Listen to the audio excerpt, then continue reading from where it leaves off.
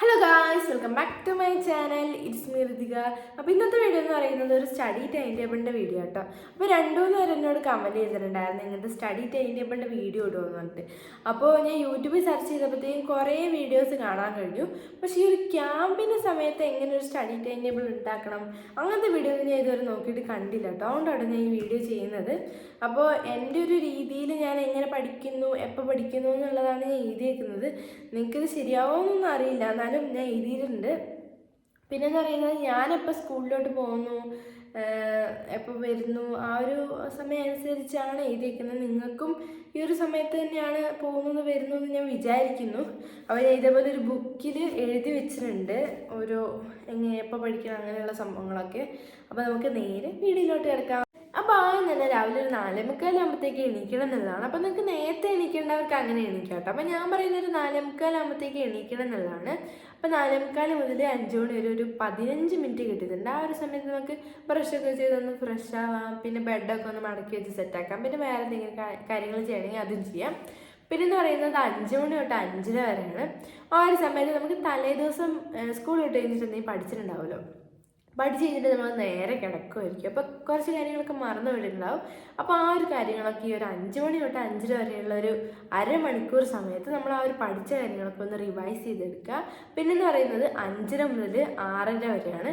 ആ ഒരു സമയത്ത് നമ്മൾ ഏതെങ്കിലും ഒരു പുതിയ ചാപ്റ്ററോ പുതിയ കാര്യങ്ങൾ എന്തെങ്കിലും പഠിക്കുക. കുറച്ചും കൂടെ എന്തെങ്കിലും നിങ്ങൾക്ക് ബുദ്ധിമുട്ടുള്ള കാര്യങ്ങളൊക്കെ രാവിലെ പഠിക്കുക എന്നുള്ളതാണ്. ബിക്കോസ് രാവിലെ ഡിസ്ട്രാക്ഷൻസ് ഒന്നും ഉണ്ടാവില്ല. പിന്നെന്ന് പറയുന്നത് നമുക്ക് പെട്ടെന്ന് തലയിൽ കയറും. എനിക്കങ്ങനെയാണ് കേട്ടോ, നിങ്ങൾക്ക് അങ്ങനെയാണെന്ന് തോന്നുന്നു.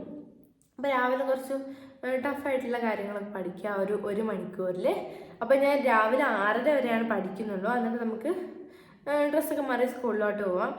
ഇത്ര നേരത്തെ നിർത്തുന്നത് എന്താണെന്ന് വെച്ചാൽ നമുക്ക് രാവിലെ നേരത്തെ ക്യാമ്പ് തുടങ്ങുള്ളൂ. 8 മണിയാകുമ്പോഴത്തേക്കും തുടങ്ങുമല്ലോ. നിങ്ങൾക്ക് ചിലപ്പോൾ ഇതിനേക്കാട്ട് നേരത്തെ ആയിരിക്കും, ചിലപ്പോൾ വൈകിയായിരിക്കും. അപ്പോൾ നിങ്ങൾക്ക് വൈകിയ സ്കൂളിൽ എത്തണമെങ്കിൽ നിങ്ങൾക്ക് 7 മണി വരെ പഠിക്കാം.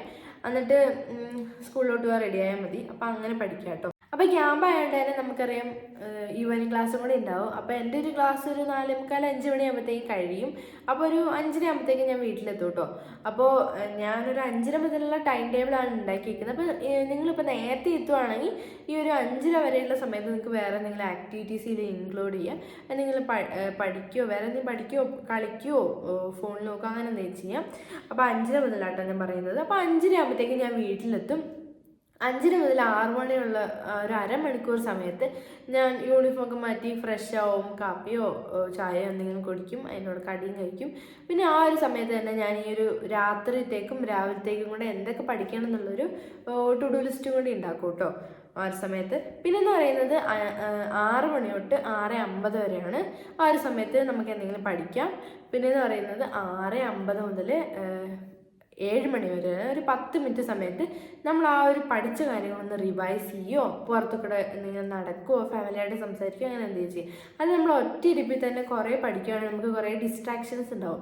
ഇങ്ങനെ നമ്മളെന്തെങ്കിലും 10 മിനിറ്റ് ബ്രേക്ക് എടുക്കുക, അതിൻ്റെ ഇടയ്ക്ക് ബ്രേക്ക് എടുക്കുകയാണെങ്കിൽ നമ്മളൊന്ന് ഫ്രഷായി പിന്നെ നമുക്ക് കുറച്ചും കൂടെ കോൺസെൻട്രേഷൻ കിട്ടും പഠിക്കാൻ. അപ്പോൾ അങ്ങനെ 10 മിനിറ്റ് ബ്രേക്ക് എടുക്കുക. എന്നിട്ട് 7 മണി തൊട്ട് 8 മണി വരെ പിന്നെയും പഠിക്കുക. പഠിച്ച് കഴിഞ്ഞിട്ട് നമ്മൾ 8 മണി തൊട്ട് 8:30 വരെ ഡിന്നർ കഴിക്കുക. ഞാൻ പറയുന്നത് ഒരു 8 മണിക്ക് കഴിക്കണമെന്നാണ്. നമ്മൾ കുറച്ചും കൂടെ വൈകിട്ട് കഴിക്കുന്നതിനെക്കാട്ടും നമ്മൾ ഉറങ്ങുന്നതിനെക്കാട്ടും 2 മണിക്കൂർ മുന്നേ കഴിക്കണം എന്നാണ് ഞാൻ കേട്ടിട്ടുള്ളത്. അപ്പോൾ ഒരു 8 മണി തൊട്ട് 8:30 വരെ നമുക്ക് ഡിന്നർ കഴിക്കാം. അതിൻ്റെ കൂടെ TV ആണെങ്കിൽ TV ആണ്, അങ്ങനെയൊക്കെ എന്തെങ്കിലും ചെയ്യാം. 8:30 മുതൽ 9 മണി വരെ ഞാൻ പറയുന്നത് റിവൈസ് ചെയ്യണമെന്നാണ്. നമ്മൾ സ്കൂളിൽ പോയിട്ട് പഠിച്ച കാര്യങ്ങളൊക്കെ ഉണ്ടാവുമല്ലോ, ആ ഒരു കാര്യങ്ങൾ പെട്ടെന്ന് ഒരു അരമണിക്കൂറിൽ ഒന്ന് എല്ലാം കൂടെ ഒന്ന് റിവൈസ് ചെയ്തൊന്ന് ഓടിച്ച് പോയിട്ട് വരിക. പിന്നെന്ന് പറയുന്നത് 9 മണി തൊട്ട് 10:50 വരെയാണ്. ഒരു 1:50 മിനിറ്റാണ് ഞാൻ പറയുന്നത്. ആ ഒരു സമയത്ത് നമുക്ക് വേറെ എന്തെങ്കിലും പഠിക്കുകയൊക്കെ ചെയ്യാം. അതിൻ്റെ ഇടയ്ക്ക് നിങ്ങൾക്ക് ഒരു 10 മിനിറ്റ് ബ്രേക്ക്, ഒരു 10 മണി കഴിഞ്ഞിട്ട് 10 മിനിറ്റ് ബ്രേക്ക് എടുക്കണമെങ്കിൽ അങ്ങനെ ചെയ്യാം. അപ്പോൾ 9 മണി തൊട്ട് 10:50 വരെ ഒന്ന് പഠിക്കുക. പഠിച്ച് കഴിഞ്ഞിട്ട് 10:50 മുതൽ 11 മണി വരെ 10 മിനിറ്റ് ബ്രേക്ക് ഉണ്ടാവും. അപ്പോൾ ആ ഒരു സമയത്ത് നമുക്കിപ്പം ഇത്ര നേരം പഠിച്ച കാര്യങ്ങളൊക്കെ ഒന്ന് റിവൈസ് ചെയ്യുക. പിന്നെ കിടക്കാനുള്ള ബെഡൊക്കെ ഒന്ന് സെറ്റാക്കി വെക്കുക. എന്നിട്ട് 11 മണിയാകുമ്പോൾ കിടന്നു. അപ്പോൾ ഇതാണ് ഞാൻ ഉണ്ടാക്കിയൊരു സ്റ്റഡി ടൈം ടേബിൾ എന്ന് പറയുന്നത്. അപ്പോൾ എനിക്ക് ഒരു സ്റ്റഡി ടൈം ടേബിൾ ഇഷ്ടമായിട്ടെന്ന് വിചാരിക്കുന്നു. അപ്പോൾ ഇതിലെന്തെങ്കിലും പ്രശ്നങ്ങളോ എന്തെങ്കിലും മാറ്റം വരുത്തണോ അങ്ങനെ എന്തെങ്കിലും ഉണ്ടെങ്കിൽ നിങ്ങൾക്ക് താഴെ കമൻറ്റ് ചെയ്യാവുന്നതാണ്. അപ്പോൾ ഞാനിപ്പോൾ സ്കൂളിലോട്ട് പോകുന്നു, അപ്പോൾ തിരിച്ചു വരുന്നുള്ള ഒരു രീതിയിലാണ് ഞാൻ ഉണ്ടാക്കിയിരിക്കുന്നത്. നിങ്ങൾക്ക് എപ്പോഴാണ് ക്യാമ്പ് എത്ര മണിക്ക് തുടങ്ങുന്നു എത്ര മണിക്ക് കഴിയുന്നു എന്ന് എനിക്ക് അത്ര നിശ്ചയമില്ല.